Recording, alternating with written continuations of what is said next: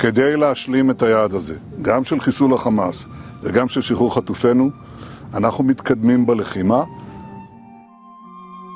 Pemerintahan Perdana Menteri Israel Benjamin Netanyahu mengalami pukulan serius ketika sebuah partai ultra-ortodoks mengumumkan bahwa mereka akan keluar dari koalisi. Meskipun hal ini tidak langsung mengancam kekuasaan Netanyahu, hal ini dapat memicu keruntuhan pemerintahannya.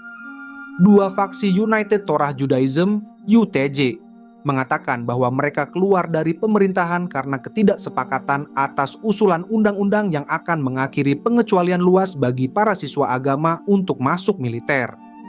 Wajib militer adalah wajib bagi sebagian besar warga Yahudi Israel, dan masalah pengecualian ini telah lama memecah belah negara tersebut. Perpecahan tersebut semakin melebar sejak dimulainya perang di Gaza seiring dengan meningkatnya kebutuhan akan tenaga militer dan ratusan tentara yang terbunuh. Ancaman terhadap pemerintah terlihat lebih serius dari sebelumnya. Netanyahu diadili atas dugaan korupsi, dan para kritikus mengatakan bahwa ia ingin mempertahankan kekuasaannya sehingga ia dapat menggunakan jabatannya sebagai mimbar penggertak untuk menggalang pendukung dan menyerang jaksa, penuntut, dan hakim. Hal ini membuatnya semakin rentan terhadap keinginan para sekutu koalisinya. Netanyahu, pemimpin terlama di Israel, telah lama mengandalkan partai-partai ultra-ortodoks untuk menopang pemerintahannya. Tanpa UTJ, koalisinya hanya memiliki 61 kursi dari 120 kursi di parlemen. Ini berarti Netanyahu akan lebih rentan terhadap tekanan dari elemen-elemen lain di dalam pemerintahannya, terutama partai-partai sayap kanan yang sangat menentang penghentian perang di Gaza. Guncangan politik ini kemungkinan tidak akan menggagalkan perundingan gencatan senjata sepenuhnya. Namun hal ini dapat mempersulit seberapa fleksibel Netanyahu dalam memberikan konsesi kepada Hamas. Sebuah partai ultra-ortodoks kedua juga mempertimbangkan untuk menggulingkan pemerintah terkait masalah rancangan undang-undang. Hal ini akan membuat Netanyahu menjadi minoritas di parlemen dan membuat pemerintahannya menjadi hampir mustahil. Sebuah peraturan yang dibuat oleh Perdana Menteri pertama Israel selama beberapa dekade memberikan pengecualian kepada ratusan pria ultra-ortodoks dari wajib militer Israel. Selama bertahun-tahun, jumlah pengecualian itu membengkak menjadi ribuan dan menciptakan perpecahan yang mendalam di Israel. Kaum ultra-ortodoks mengatakan bahwa para pria itu melayani negara dengan mempelajari teks-teks suci Yahudi dan melestarikan tradisi yang telah berusia berabad-abad. Mereka khawatir bahwa wajib militer akan melemahkan hubungan para pemeluknya dengan agama. Namun, sebagian besar warga Yahudi Israel menganggap pengecualian tersebut tidak adil. Begitu pula dengan tunjangan pemerintah yang diberikan kepada banyak pria ultra-ortodoks yang memilih untuk belajar daripada bekerja hingga dewasa. Kepahitan itu semakin memburuk selama hampir 2 tahun perang. Partai-partai ultra-ortodoks yang kuat secara politik telah lama memiliki pengaruh besar dalam sistem politik Israel yang terpecah-pecah dan menggunakan status tersebut untuk mendapatkan konsesi besar bagi para pemilih mereka.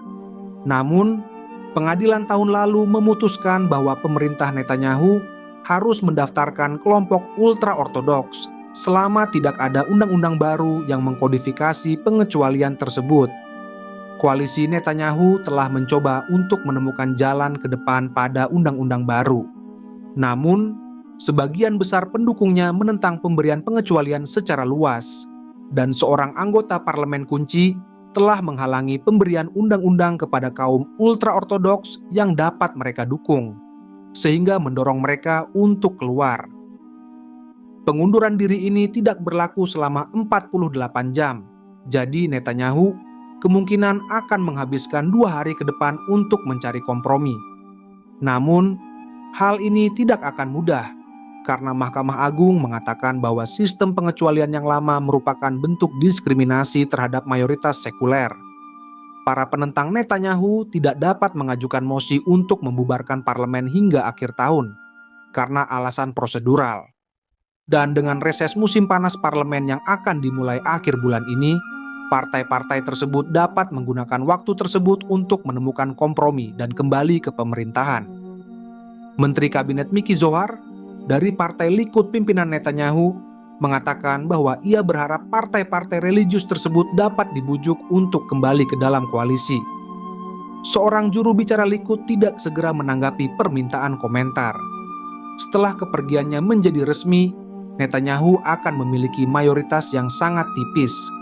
Partai-partai sayap kanan di dalamnya dapat mengancam untuk keluar dari koalisi yang akan semakin melemahkannya jika ia menyerah pada terlalu banyak tuntutan Hamas. Hamas menginginkan penghentian perang secara permanen sebagai bagian dari kesepakatan gencatan senjata. Mitra-mitra garis keras Netanyahu terbuka untuk gencatan senjata sementara, namun mengatakan bahwa perang tidak akan berakhir sampai Hamas dihancurkan. Jika mereka atau partai lain keluar dari koalisi, Netanyahu akan memiliki pemerintahan minoritas, dan hal itu akan membuatnya hampir mustahil untuk memerintah dan kemungkinan besar akan menyebabkan keruntuhan. Namun, ia masih bisa menemukan cara untuk menyetujui kesepakatan gencatan senjata, termasuk dengan dukungan dari oposisi. Netanyahu dapat berusaha menopang koalisinya dengan menenangkan kelompok sayap kanan dan menyetujui gencatan senjata parsial selama 60 hari dengan Hamas, dan berjanji kepada mitra-mitra pemerintahannya bahwa ia masih dapat melanjutkan perang setelah gencatan senjata berakhir. Namun Netanyahu menyeimbangkan kendala-kendala politik tersebut dengan tekanan dari pemerintahan Trump yang mendesak Israel untuk mengakhiri perang. Gail Talshir, seorang ilmuwan politik di Universitas Ibrani Yerusalem, mengatakan bahwa ia berharap Netanyahu akan bekerja selama 60 hari tersebut untuk mengalihkan narasi dari pengecualian draft dan perang di Gaza ke arah sesuatu yang berpotensi memberinya dorongan elektoral, seperti perluasan kesepakatan normalisasi yang dipimpin oleh Amerika Serikat antara Israel dan negara-negara Arab atau Muslim.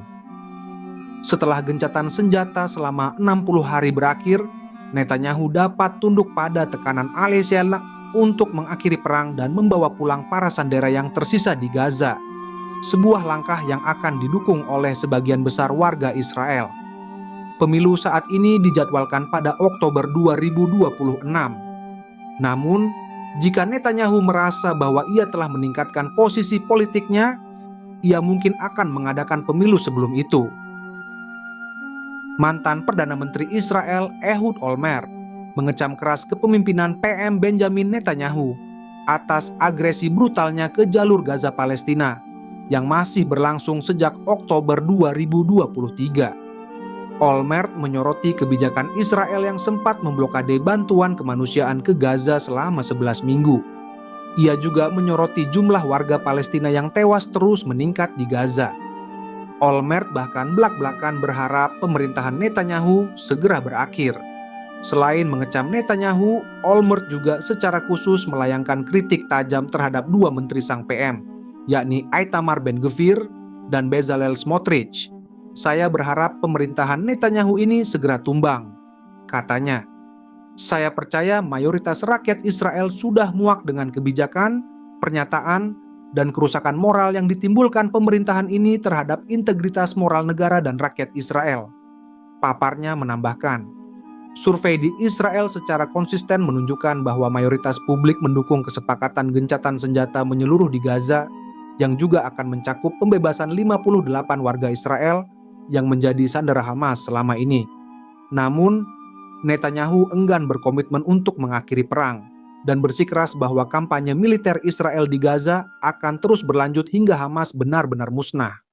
Olmert juga menilai Presiden Amerika Serikat Donald Trump adalah salah satu dari sedikit orang yang mungkin mampu memaksa Netanyahu menghentikan agresi brutal di Gaza. Saya benar-benar percaya bahwa dia mungkin satu-satunya orang yang bisa memaksa Perdana Menteri Israel berdamai dengan kenyataan, terutama kenyataan moral dari apa yang sedang dilakukan pemerintahan ini. PM yang memimpin Israel pada 2006 sampai 2009 itu pun menyatakan perbuatan Netanyahu di Gaza membuatnya tak lagi mampu membela Israel dari tuduhan kejahatan perang. Kalau bukan kejahatan perang, lalu apa? Ujar Olmert. Ia menyebut Netanyahu dan para anggota pemerintahan sayap kanan ekstremnya tengah melakukan tindakan yang tak bisa ditafsirkan dengan cara lain selain kejahatan perang. Sejak awal perang, Olmert membela agresi Israel ke jalur Gaza dari tuduhan genosida dan pembersihan etnis. Ia juga sempat membela negaranya bahwa Israel tidak pernah secara sengaja menyasar warga sipil dalam melancarkan agresi militernya ketika korban tewas termasuk perempuan dan anak-anak terus meningkat di awal agresi ke Gaza.